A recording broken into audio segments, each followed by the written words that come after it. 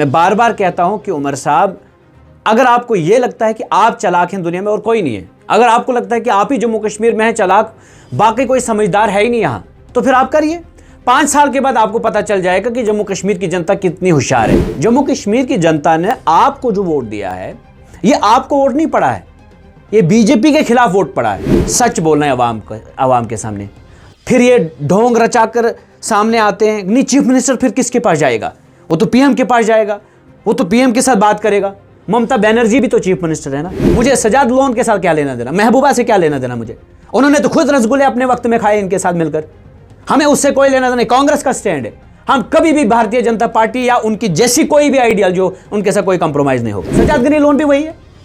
इन्होंने कश्मीर का यही तो सत्यानाश किया। पहले आजादी के नारे इन्होंने लगवाए हैं, यही आते थे हम क्या चाहते आजादी, फिर यही मोदी जी के साथ मिल गए। हमें इनके साथ कोई लेना देना नहीं। गाड़ियां चल रही हैं सरकार की, सरकार तो नहीं चल रही है भाई। जब डेली वेजर को परमानेंट किया जाएगा, मैं कहूंगा चल रही है सरकार। चलना मतलब हुआ लोगों का भला हो रहा है। लोगों का भला तो हो नहीं रहा है कहीं पर। अगर आप इनकी गाड़ियां देखेंगे वो चल रही हैं, चारों तरफ से आपको इन्हीं की गाड़ियां नजर आएंगी, चल रही है भाई। अगर किसी के पास कुछ नहीं है तो वो बेरोजगार नौजवान के कुछ नहीं है उसके पास। डेली वेजर 7,000 9,000 लेता है। अब तो उसको पीएमएवाई केस भी नहीं दिया जाता, कहा जाता है आपकी तो 9,000 सैलरी है, आप तो बीपीएल कैटेगरी से हट गया। जब से चीफ मिनिस्टर उमर अब्दुल्ला ने पीएम मोदी की तारीफें की, तब से कई इल्ज़ाम उन पे लगे। महबूब मुफ्ती की बात की जाए, सजाद लोन की बात की जाए, काफ़ी इल्ज़ाम सीएम उमर अब्दुल्ला पे लगे। मेरे साथ हैं कांग्रेस के नेता शेख ज़फरुल्लाह। पीडीपी की बात की जाए या फिर सजाद लोन की बात की जाए, जितनी भी एनसी के अपोजिशन पॉलिटिकल पार्टीज़ हैं आज, उनने इल्ज़ाम लगाए कि पीएम मोदी की तारीफ़ें की उमर अब्दुल्ला ने, और इसलिए तारीफ़ें की जा रही हैं कि दिल्ली से हाथ मिलाया जाए और सरकार चलाई जाए। लेकिन कांग्रेस क्या कहती है? देखिए, कांग्रेस ही ऐसी जमात है जो कभी दिल्ली यानी भारतीय जनता पार्टी के साथ कभी हाथ नहीं मिलाएगी। जब जब फ्यूचर में आपने वोट करना है, अगर आप एंटी बीजेपी वोट करना चाहते हैं तो सिर्फ कांग्रेस की तरफ जाइए। ये बाकी सारी जमातें आपने देखी, माजी इनका भरा पड़ा है, आपके सामने है। पीटीपी भी इसी तरह गुनगान गाती थी। पहले उन्होंने कश्मीरी लोगों से वोट लिया, 28 सीट्स उनको मिली वहाँ पर, फिर वो तारीफ़ें करने लगी। और महबूबा जी ने तो यहाँ तक कहा कि अगर कश्मीर की समस्या का कोई हल निकाल सकता है तो मोदी जी निकाल सकते हैं। अब ये अपना गेम खेल कर चली गई। अब उमर साहब आ गए। उमर साहब ने कल जिस तरह से गर्मी को सर्दी में बदल दिया और सर्दी को गर्मी में बदल दिया, जिस तरह से उन्होंने तारीफ़ें करने की कोशिश की, और जिस टनल की इनाग्रेशन की, उस टनल की जो फाउंडिंग स्टोन डाली थी, फाउंडेशन स्टोन जो डाली थी, वो कांग्रेस के दौर में डाली गई थी। और कांग्रेस के दौर में उस वक्त उमर साहब और फारूक अब्दुल्ला साहब खुद उस वक्त राहुल गांधी जी के साथ में उस टनल की फाउंडिंग स्टोन जो सेरेमनी थी उसमें वो शामिल थे। लेकिन एक शब्द भी नहीं बोल पाए। और तारीफ किनकी की? जो सिर्फ रिबन कटिंग के लिए आते हैं। उनका कौन सा प्रोजेक्ट कश्मीर के लिए आया जिसकी वो तारीफ कर रहे हैं? ये सारे प्रोजेक्ट्स जो थे कांग्रेस के दौर के, उमर साहब जो इस तरह से उमर साहब जिस तरह से तारीफें करने लगे हैं। मैं बार बार कहता हूं कि उमर साहब, अगर आपको यह लगता है कि आप चालाक हैं दुनिया में और कोई नहीं है, अगर आपको लगता है कि आप ही जम्मू कश्मीर में हैं चालाक, बाकी कोई समझदार है ही नहीं यहां, तो फिर आप करिए। 5 साल के बाद आपको पता चल जाएगा कि जम्मू कश्मीर की जनता कितनी होशियार है। जम्मू कश्मीर की जनता ने आपको जो वोट दिया है, ये आपको वोट नहीं पड़ा है, ये बीजेपी के खिलाफ वोट पड़ा है। ये आपके साथ जो ये वोट पड़ा है ना, ये अलायंस का वोट है, ये कांग्रेस का वोट है। अगर कांग्रेस आपको सपोर्ट नहीं करती, आप सवाल ही नहीं पैदा होता कि आप 42 सीट्स लेकर आते। और ये आपको भी विश्वास नहीं था, आपको आज भी विश्वास नहीं हो रहा है कि आपको 42 सीट्स आई। ज़फर साहब, सवाल चालाकियां नहीं करनी है, सच बोलना है अवाम के सामने। फिर ये ढोंग रचाकर सामने आते हैं, नहीं चीफ मिनिस्टर फिर किसके पास जाएगा? वो तो पीएम के पास जाएगा, वो तो पीएम के साथ बात करेगा। ममता बनर्जी भी तो चीफ मिनिस्टर है ना। आपने देखा कभी इस तरह से चापलूसी करते हुए उनको? आपने कभी देखा कि वो फेडरल स्ट्रक्चर के आड़ में पीएम मोदी की झूठ में ही तारीफ कर लें? मौसम बदल दिया कल इन्होंने। मतलब ऐसा लग रहा था कि, मुझे ऐसा लग रहा था कि उमर साहब अब बोलेंगे कि आज तो है ही नहीं यहां पर जनवरी फेब, आज तो यहां जून जुलाई है। ऐसी तारीफें करने लगेंगे आप। और आप क्या मैसेज देना चाहते थे? उमर साहब को लगता है कि मैं ये तारीफें करूं तो ये स्टेटहुड देंगे हमें, भैया किन ख्यालों में आपने माजी देखा, जिन्होंने इनके साथ दोस्तियां की, रसगुल्ले खाए, जिन्होंने शॉल पहनवाए, जिन्होंने रिश्ता कबाब इनके साथ मिलकर खाए, उनका क्या हाल हुआ? जाकर पीडीपी से पूछिए। अगर अपनी जमात का यही हाल करवाना चाहते करिए शौक से, 5 साल प्रोटोकॉल एंजॉय करिए, घूमिए बड़ी बड़ी गाड़ियों में। ये जो अवाम के साथ जो आपने वादे किए उनकी तरफ ध्यान ना दें, फिर 5 साल के बाद democracy is the best revenge. जब आप पब्लिक के बीच में जाएंगे तो 5 साल के बाद उमर साहब सजा खाएंगे, वहां पर चोट खाएंगे, वहां पर वोट की जो चोट फिर आपको पहुंचेगी नजर नहीं आएंगे। तो ये तारीफें करना बंद करें। काश आपके मुंह से ये बात निकली होती कि कांग्रेस के दौर में ये प्रोजेक्ट हमें मिला। कांग्रेस क्या बोलती, जिस तरह से आपने अलायंस किया, पीपल अलायंस था, आपने मिलजुल के इलेक्शन लड़े, लेकिन आज जो जज्बात बदल गए उस पर क्या कहेंगे आप? कांग्रेस क्या कह रही है? कांग्रेस कभी भी बीजेपी का सपोर्ट नहीं करेगी। कांग्रेस कभी भी बीजेपी की तारीफ बर्दाश्त नहीं करेगी, झूठ की तारीफ। कांग्रेस कभी नहीं बोलेगी कि आज सर्दियों का मौसम ये गर्मी में बदल गया, कभी नहीं बोलेगी। हम मोदी को, हमारे लीडर, हमारे नेता राहुल गांधी जी एक वाहिद शख्स हैं पूरे हिंदुस्तान में जो आंखों में आंखें डालकर मोदी जी से बात करते हैं। वो कभी चापलूसी नहीं करते हैं, वो कभी डर कर बात नहीं करते हैं, बल्कि राहुल गांधी जी जैसे सदन में आते हैं तो अगर कोई डरता है उनसे तो मोदी जी डरते हैं। ये 2 मिनट में 2 महीने भी अभी नहीं हुए तो चापलूसियां करना शुरू हो गए, ये बिल्कुल भी बर्दाश्त नहीं होगा। तो मैं समझता हूं कि कांग्रेस पार्टी, कांग्रेस की मीटिंग हुई, उसके बाद जब ये तारीफों का पुल बांधा गया, उसके बाद कांग्रेस में क्या मीटिंग हुई? इसमें मीटिंग पार्टनर थे, इसमें मीटिंग करने की क्या जरूरत है? इसमें ओपिनियन आपके सामने है कि आप उसकी तारीफ करेंगे जिसने पूरे जम्मू कश्मीर को खोखला करके रखा है। ये मेरा इंडिविजुअल स्टैंड भी तो है, मैं जम्मू कश्मीर का बाशिंदा भी तो हूं। स्टैंड क्या है कांग्रेस का स्टैंड क्या है? कांग्रेस का स्टैंड यह है कि मोदी ने जम्मू कश्मीर को नुकसान पहुंचाया। कांग्रेस का स्टैंड यह है कि जम्मू कश्मीर को अगर किसी ने इस धारे पर खड़ा कर दिया जहां बेरोजगार नौजवान को रोजगार देने के लिए कोई तैयार नहीं है, तो वो मोदी का काम है। कांग्रेस के वक्त में आपको एम्स मिले, कांग्रेस के वक्त में आपको आईटीआई जैसे इदारे मिले, आईआईटी जैसे इदारे मिले, कांग्रेस के वक्त में आपको मजबूत फौज मिली, और भाजपा के वक्त में आपको अग्निवीर जैसी पॉलिसी मिली। भाजपा के वक्त में जम्मू कश्मीर को 370 का खात्मा यहां होते हुए नजर आया। भाजपा के वक्त में आपके यहां जीडीपी नीचे गिर गई, ह्यूमन डेवलपमेंट इंडेक्स का हर पैरामीटर आज जम्मू कश्मीर में नीचे आया। किसके दौर में आया? जब मनमोहन सिंह जी की सरकार थी उस वक्त कहां हमारे ये जो डेवलपमेंटल पैरामीटर्स थे, जो ह्यूमन डेवलपमेंट इंडेक्स था, कहां पर था? कहां पर आपकी जीडीपी थी? कहां पर आपका पर कैपिटा इनकम कहां पर थी? और आज कहां पर है? ये सारे गुना किसके सर है? मोदी जी के सर पे। इन्होंने 370 तोड़ा, नौकरियां छीनी, रोजगार छीना, आपके यहां जमीनें छीनी, आपसे सब कुछ छीन लिया। आप फिर गर्मियों के सर्दी के मौसम में गर्मी लाना, ये कौन बर्दाश्त करेगा? मैं तो नहीं करूंगा बर्दाश्त। मेरी जमात इस चीज को कभी बर्दाश्त करेगी कि झूठ मूठ की तारीफ है आप मोदी जी के उधर करने लग जाएंगे? बिल्कुल भी नहीं कर सकते हम। हां, सच में अगर कुछ काम किया बताइए। और ड्यूरिंग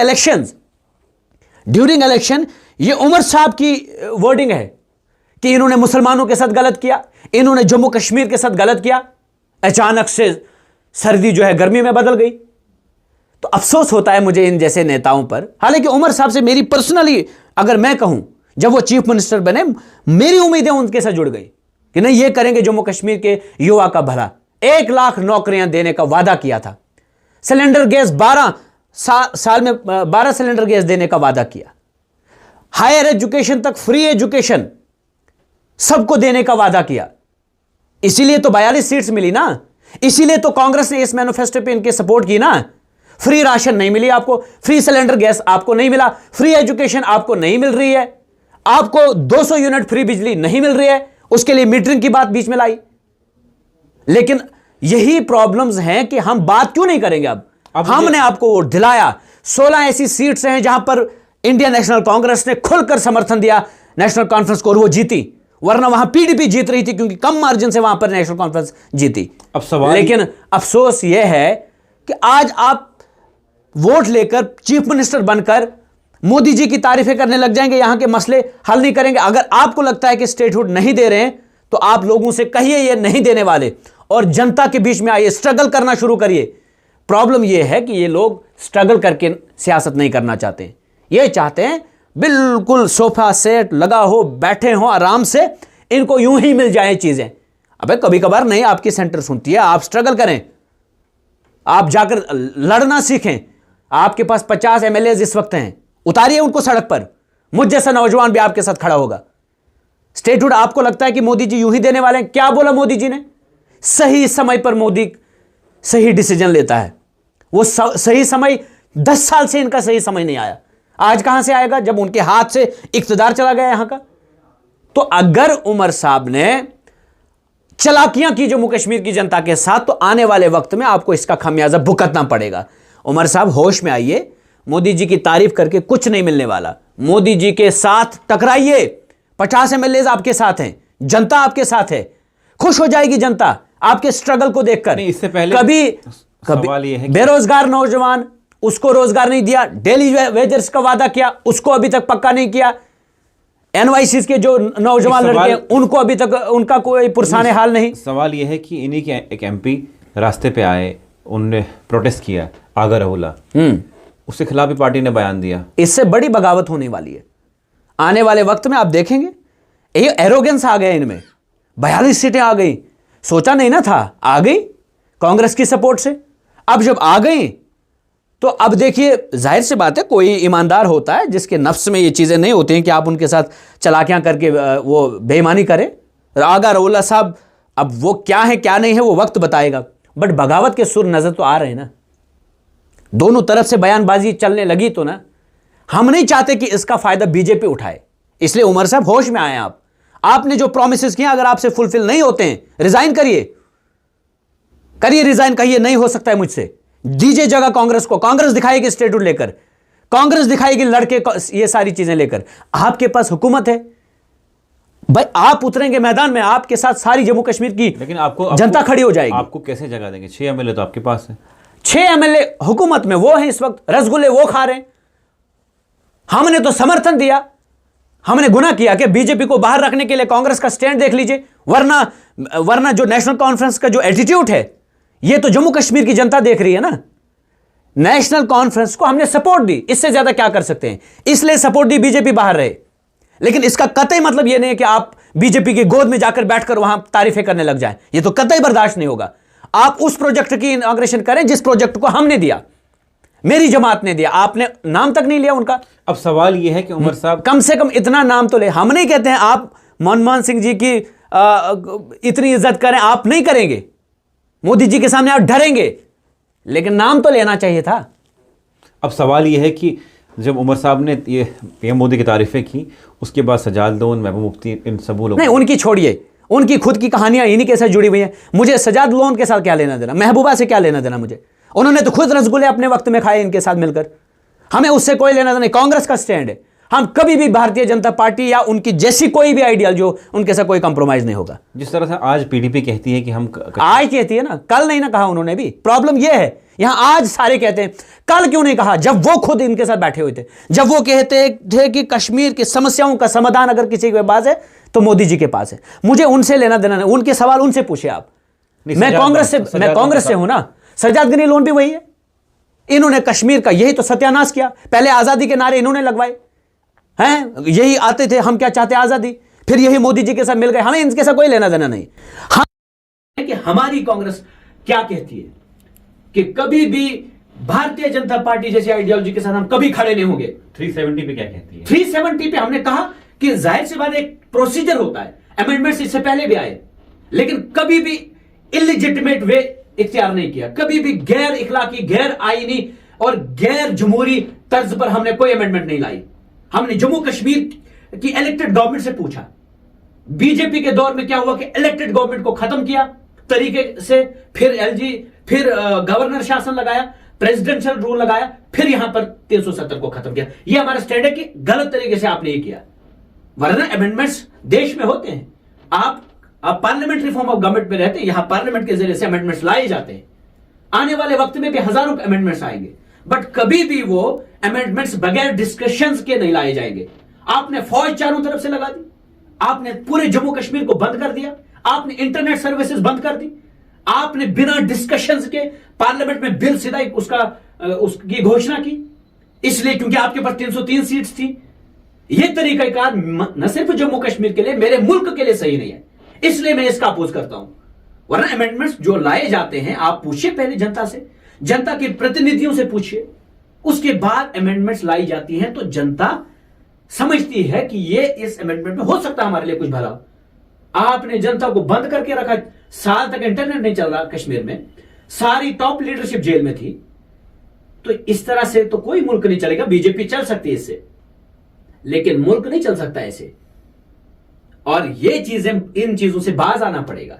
और कांग्रेस हमेशा से जमहूरी तर्ज अमल पर आगे बढ़ी। हमने हमेशा भीमराव अंबेडकर साहब के जो उन्होंने संविधान बनाया, जिसको कई साल बनने में लगे, जिसमें हिंदू, मुसलमान, सिख, ईसाई, जम्मू कश्मीर, झारखंड, उड़ीसा, राजस्थान सबकी बात की, इंक्लूसिव ग्रोथ की बात की। यहां पर ये नहीं कि मतलब आप खाओगे भी क्या, वो भी मैं ही डिसाइड करूंगा, आपसे पूछूंगा ही नहीं। तो यहां पर कांग्रेस एक आइडियोलॉजी है, जिस आइडियोलॉजी की बुनियाद पर हिंदुस्तान आगे बढ़ेगा। मोदी की आइडियोलॉजी पे कभी हिंदुस्तान आगे नहीं बढ़ेगा। किसी भी जात, किसी भी मजहब, किसी भी कास्ट के लोगों के साथ कहीं पर भी अन्याय हो, कोई भी करे, वो मुल्क तब तक आगे नहीं बढ़ेगा। सबको लेकर चले आप, एक ताकत बनेगी आपकी। तो बीजेपी के साथ हमारा क्लियर कट, ये तो हमारा तो ओपन स्टैंड है। और जम्मू कश्मीर को लेकर जो हालात इस वक्त हम देख रहे हैं, ये किसने खड़े किए? आप कांग्रेस के दौर का जम्मू कश्मीर देख लीजिए, और फिर उसके बाद बीजेपी के दौर में कोई डिस्ट्रिक्ट आया नया? नहीं आया ना। अब सवाल यह है कि जम्मू कश्मीर के लोगों ने वोट दिया, कॉन्स्टिट्यूंसीज आई इनके दौर में, बनाई कॉन्स्टिट्यूंसीज, अपने हिसाब से कॉन्स्टिट्यूंसीज बनाई। सवाल सुनिए, अब जम्मू कश्मीर के लोगों ने वोट दिया और सरकार बनाई। अब इस सरकार की चल रही है या नहीं चल रही? सरकार का हिस्सा आपकी पार्टी। गाड़ियां चल रही हैं सरकार की, सरकार तो नहीं चल रही है भाई। हाँ, स्कॉर्पियो चल रही है, उसके बाद फॉर्च्यूनर्स 4-5 लिए हैं इन्होंने, उमर साहब ने, वो चल रही हैं। सरकार नहीं चल रही, गाड़ी चल रही है भाई। अगर आप इनकी गाड़ियां देखेंगे, वो चल रही हैं, चारों तरफ से आपको इन्हीं की गाड़ियां नजर आएंगी, चल रही है भाई। उमर साहब की गाड़ियां अलग, फलां मिनिस्टर की गाड़ियां अलग, फलां मिनिस्टर की गाड़ियां अलग। सरकार नहीं चल रही है। सरकार चलना मतलब हुआ लोगों का भला हो रहा है। लोगों का भला तो हो नहीं रहा है कहीं पर। 1000 लाख नौजवान को जब रोजगार मिलेगा, मैं कहूंगा सरकार चल रही है। लेकिन जब डेली वेजर को परमानेंट किया जाएगा, मैं कहूंगा चल रही है। जब 12 सिलेंडर गैस साल के गरीब को मिलेंगे, मैं कहूंगा चल रही है। जब नए कॉलेजेस खोले जाएंगे, नई यूनिवर्सिटीज खोली जाएंगी, स्कूलों में स्टाफ आएगा, हॉस्पिटल में स्टाफ आएगा, मशीनरी आएगी, मैं कहूंगा चल रही है। आपको लगता है चल रही है? बताइए जरा, आप भी तो मीडिया वाले बताइए। सरकार का हिस्सा आप हैं। नहीं, बताइए जरा, आप भी चल रही है सरकार? नहीं चल रही है। उमर साहब ने यह कहा कि हमारी चल रही है और हमें और एलजी के बीच में कोई टकराव नहीं है। कोई टकराव नहीं है, सच्ची बात है। तो फिर एलजी साहब, वो एलजी साहब से कहें कि आप चले जाएं, जहां से आए वहां चले जाएं। मैं मानता हूं कि वो माने उनकी बात। ये छुपन छुपाई वाली गेम पहले भी हुई, यही पीडीपी ने किया, हाल देखा आपने। तो ये चल अगर रही होती तो मैंने तो यही से कहा कि अल्लाह करे चले भाई। हम तो समर्थन में, हमने कब कहा ना चले। हम तो खैर को हैं जम्मू कश्मीर के, हमको तो चाहते हैं कि भाई सरकार चले, ये डुअल पावर सिस्टम की टसल बीच में ना आए, इससे अवाम पिसेगी। उमर साहब का कोई नुकसान नहीं, full protocol, 100% protocol, Fortuner, Scorpios, everything available. और फिर एलजी साहब के पास भी सब कुछ है, गाड़ी, बंगला, पैसा, सब कुछ है। अगर किसी के पास कुछ नहीं है तो वो बेरोजगार नौजवान के पास कुछ नहीं है। उसके पास डेली वेजर 7,000 9,000 लेता है। अब तो उसको पीएमएवाई केस भी नहीं दिया जाता, कहा जाता है आपकी तो 9,000 सैलरी है, आप तो बीपीएल कैटेगरी से हट गए। अब आप समझ रहे हैं, जिस नौजवान को लोन दिया गया, लोन की बुनियाद पर उसे आज यह कहा जाता है कि तुम गरीब नहीं हो, तुम्हें पीएमएवाई नहीं मिलेगा। तो कहां से सरकार चल रही है? तो यही उमर साहब का फॉल्ट है। ये आगे जाकर उनको पछतावा होगा, लेकिन तब तक वक्त चला गया होगा और जम्मू कश्मीर का भी नुकसान हुआ होगा।